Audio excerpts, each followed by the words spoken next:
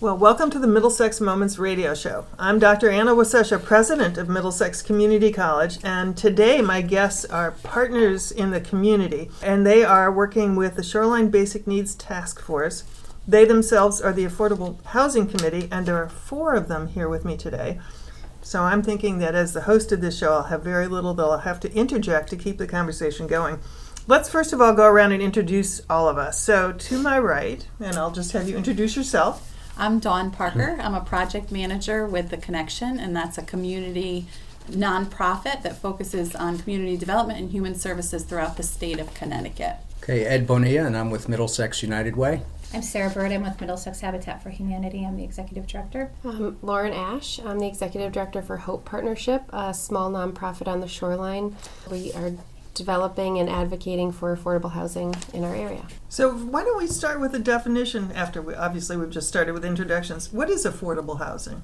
Which one of you would like to say what that is? You would. Sure. Affordable housing, the federal government defines affordable housing as spending no more than 30% of your annual income on housing needs. That includes rent as well as utilities? Yes. Yes. So roof over your head. Yeah, okay. Mm-hmm. So 30% is not a lot of money. I mean, especially if you are asset limited, income constrained, and employed. The acronym for which is ALICE. ALICE. So you want to talk about ALICE for a sec? ALICE, Connecticut United Ways partnered with United Ways in 5 other states and Rutgers to do this report, in-depth research to show the true scale of financial hardship in Connecticut and across the nation and the impact it has on these struggling families. So through this data, we find that 1 in 4 households in Connecticut are earning above the federal poverty level, but below a basic cost of living threshold.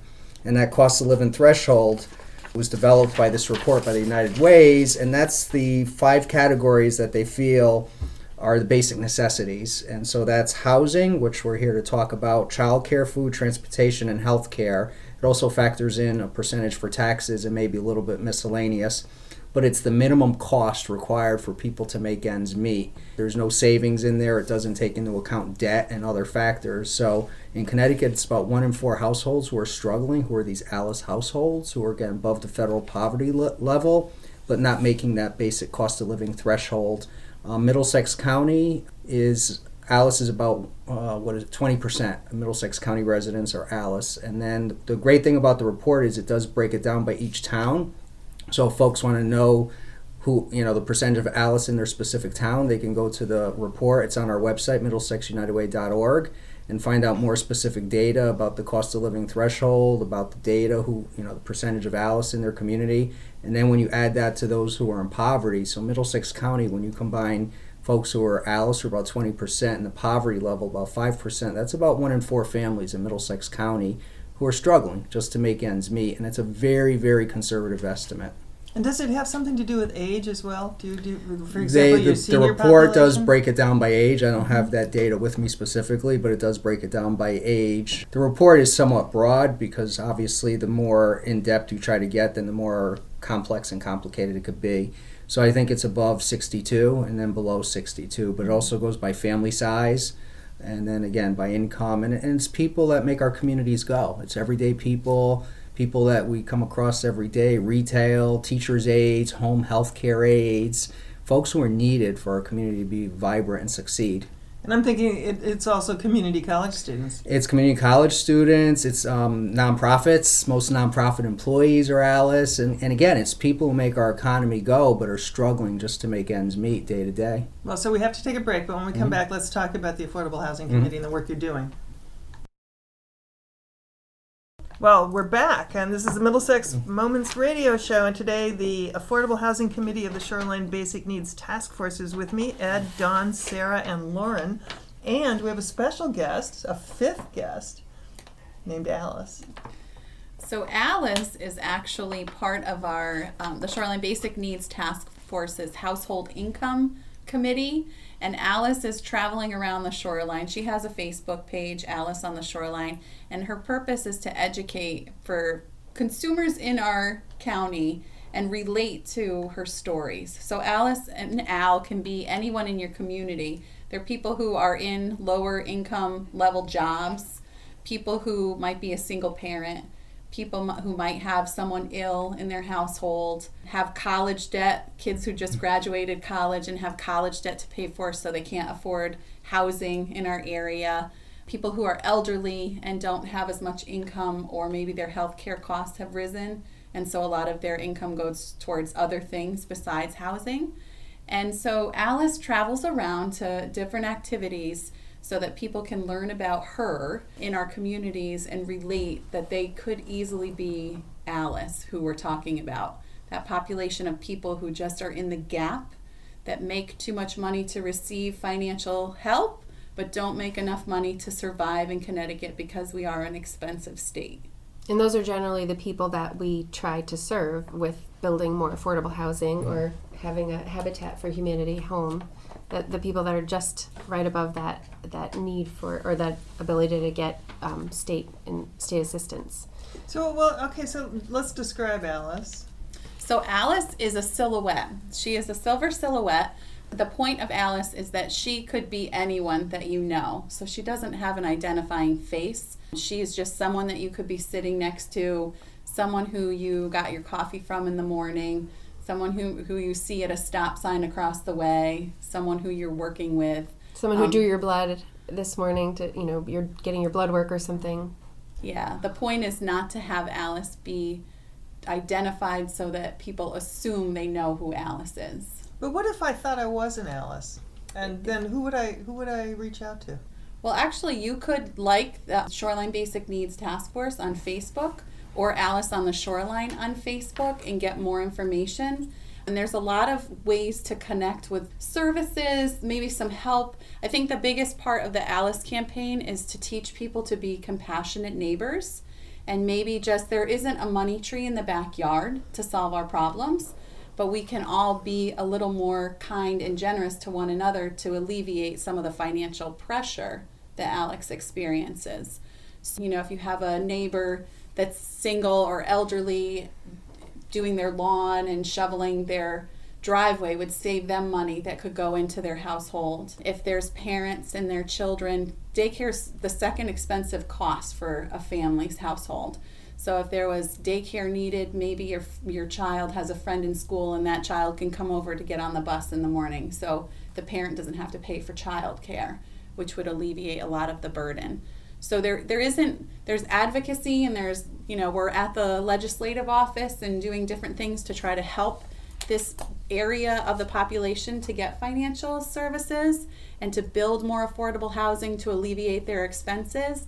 But a lot of it comes down to rethinking how we're doing things and how we're acting as neighbors. I think too, one of the ways that people can identify themselves as an Alice is someone that is working hard, but they still struggle to make ends meet. There isn't money left at the end of the month, or they're looking at their budget and they're saying, okay, well, this week I can pay this and next week I can pay that, and maybe by the end of the month it's all flushed out in the end. Really, it's any household that's struggling to make ends meet. And I think, Ed, please correct me if I'm wrong, you could probably go on to the Middlesex United Way website and look for the Alice report and read more about it to see if you in fact do fall into the Alice category. But I think overall, there are so many families out there that are an Alice, or single people who are an Alice, that one of the things that we're trying to do is to help people identify that everyone around us, they're fighting their own battle one way or another. And, if we're all kinder, or if we're all nicer, if we're looking at things like how do we provide for our hairdresser who works in, we'll say, Old Saybrook, but has to drive from Middletown to go down to her job. Like, what do we do as the neighbors, as people, part of community, to make it easier for people? One of the things that we can do is look at what are the affordable housing options for that hairdresser, or for that mechanic, or for whoever falls into the Alice category, and help to bring more affordable housing options to that town, which is one of the things that we have been talking about. And I think, Anna, you brought up a good point. You said, if I was Alice, where I go for help. I think one of the important things is there's many Alices out there that either don't think of themselves in that way because they're just struggling to get by, or they're too embarrassed to let folks know that they're struggling. So part of this is for those who are Alice to really understand they're not alone in this, and then maybe to be able to step up, to reach out, to ask for help, to look for resources, to not be proud and say I'm going to figure this out on my own, to take that hand when it's offered or to seek it out. And again, to the advocacy piece, to talk to people, because at United Way and legislators and others, we're trying to find out what can we do. I mean, as Dawn said, there's not a lot of money out there, but can we develop some resources? Can we figure out better ways to connect people to these resources? And we need to hear from folks, and it's kind of hard. Anyways, folks are struggling. So, the Facebook page, the Alice on the Shoreline, so people can communicate in those ways and connect with us. It just helps educate and inform us to how we can, maybe ease people's burden a little bit. But there's no easy solution. One of the things that why the Alice silhouette came about was because I was involved with the Alice group for a little while. We said, well, we want to do an event to show people who Alice is. We bring all these Alice people together, have breakfast with Alice or something.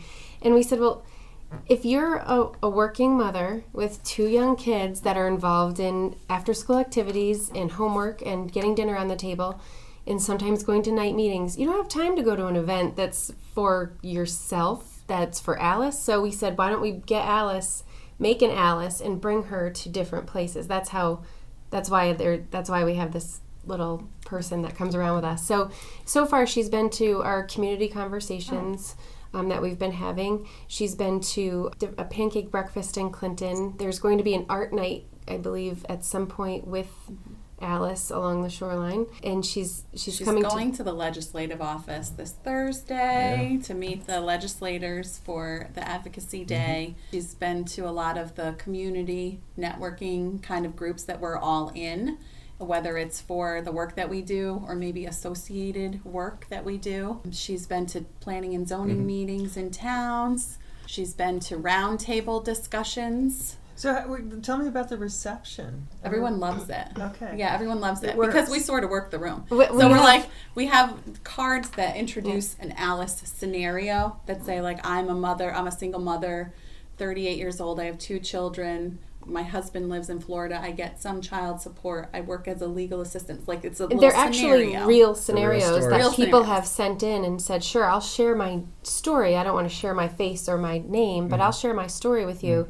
And we're able to hand those out at these events so people can actually put a story with the silhouette. And then we give them a sticker that says, I met Alice.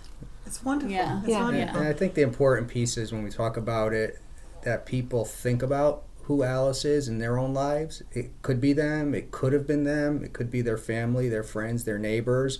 So to take this information as we're talking about, other people talk about it, and just personalize it. What does it mean to me and my family and my circle and my support network and my friends? And then just think about it. And as Dawn said, that compassion piece. What can I do to just be a good neighbor or a good family member and just do a little bit more to help out at that individual level, and then it can grow from there. Yeah, you're really preaching the sermon that I also preach here on the campus around service learning to volunteer, learning the importance of volunteering, but also being a result of, I hope, a college education is learning to be a good citizen, but also a good family member and friend and neighbor. Right. And so some of this is like basic community organizing, to know the names of everybody who lives on your block. So that if there is an emergency and you have to take one child to the hospital, you can leave another child with a neighbor, and you know their names and their phone numbers and things like that. And out of that, you build strong communities from the grassroots up. So you all have decided to focus on housing, though. So we should probably turn to how are you reaching out to people around the housing issue? So we've organized through the Shoreline Basic Needs Task Force covers 10 of our lower Middlesex County towns in our advocacy work. And so we have arranged in each of these towns on the first Thursday of the month, we do a potluck dinner and learning discussion around affordable housing. And we actually started this last year in June, and a church had asked us to come in and talk to them about affordable housing. And it was like such a well-received way of communicating about being a community, being compassionate, sort of like old-fashioned potluck dinner and discussion. And so then we came together, I talk about the demographics specific to that town to give people a snapshot of where they live and who's in their town and sort of the census numbers and, what kind of jobs are common in their town, to try to say, these are the people who are in your town. And then Ed talks about Alice, the Alice report, and talks more about the specific, that gap population who are not receiving services. And Sarah talks about the Habitat for Humanities. There's a Brush for Kindness program, and then there's the Build program that people who are Alice would benefit from being involved in those programs. And then Lauren talks about Hope Partnership and Hope Partnership's success in development on the shoreline in Old Saybrook, where they developed an affordable housing project. So this is a good time, I think, to take a break. So when we come back, let's talk about some of the activities that you've actually been able to undertake as a result of this coalition you've built. Sounds good. Great. We'll be right back. We're back. It's Middlesex Moments radio show. Shoreline Basic Needs Task Force is my guest today. Actually, it's the Affordable Housing Committee. Lauren, Ed, Don, and Sarah. There'll be a test at the end of this to see if we can get all these names straight. But all these And wonderful... Alice. And Alice. I'm sorry, Alice. I forgot about you, but we want to remember about Alice, right? Yeah. That's sort of the purpose of this. So talk to me a little bit about what happens at the meetings and what the outcomes of those meetings are, your first Thursdays.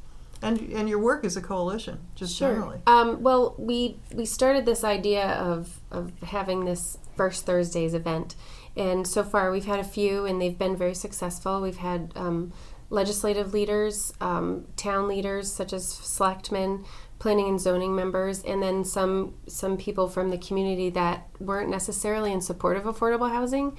But we had one example. One gentleman came in and said, "I'm not for this event. I'm not for affordable housing. It doesn't belong in my backyard." And after he sat through our presentation, he became an advocate. He stayed around. We actually got kicked out of the library. We stayed too long because he wanted to know more about what it really entailed and how he could support us. And he supported us by liking us on Facebook, and we were pleased by that. So when we originally started to come up with the idea of a potluck and learn, we thought, well, the four of us are not going to shell out all the money to bring in paper goods and water bottles and things like that. So we applied for a grant through the Liberty Bank Foundation, and they were very generous to give us a starting pot of money to, like I said, buy the paper goods, buy the waters and the beverages, coffee and everything for the event. So that actually we've only spent a little bit of it, so we think we're going to be able to, it'll take us through the whole year, and then everyone brings a nice dish to share. And surprisingly, the food's been very good. everyone brings their best, Including the legislators and the selectmen? yes. Yes. Yeah, Yeah, I had everyone someone bring a big participates. tray of spiral sandwiches from Stop and Shop. I mean, that was a really nice, so Yeah. everyone's bellies were full so they could listen to us. That's good. That's good. And so when you have these meetings, what do you ask people to do as a result of coming to your meeting? Do you want to talk about the call to action? So we have a call to action that we actually hand out at the end of the night to people. So it's about an hour worth of discussion by the time that each of us present about our little topics and the question and answer period. We ask them at the end, we give out a little takeaway call to action, and we ask them to like our Facebook pages so they can keep up with what's going on. And those Facebook pages is where we would announce things like if there was a zoning hearing or any kind of town discussions, so that they could attend and be in support of the work that we're doing, or maybe challenge us so that we're better prepared when we're going to those meetings too. We also have a Survey Monkey that we ask them to do at the end so that we can get some feedback on what's working and what's not working. And if they want to be in contact, we have a contact list as well for the future. And sometimes we even just ask people to go home at Sunday dinner or at their family dinner and just tell a relative about the need for affordable housing, or tell them about one of our groups that we're working very hard to help address the issues that Alice may have along the shoreline. And should we talk a little bit about Habitat for Humanity? Because you've got various approaches that you take to helping people with housing. We do. So at the Middlesex Habitat, because every habitat's a little different. Our habitat does a Brush with Kindness program, so we help current homeowners who find themselves in a circumstance where they can't do a much needed repair on their house. So we will go out and they take out a no interest loan with us. We pay for all of the materials up front. We bring out our volunteer workforce. We will do the work on their house, and then they pay us back over time.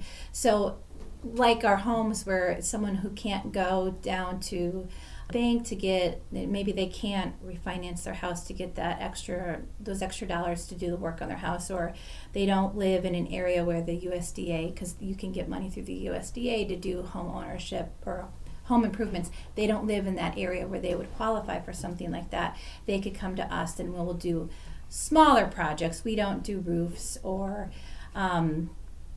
anything that's very, very big that is out of what we would normally do.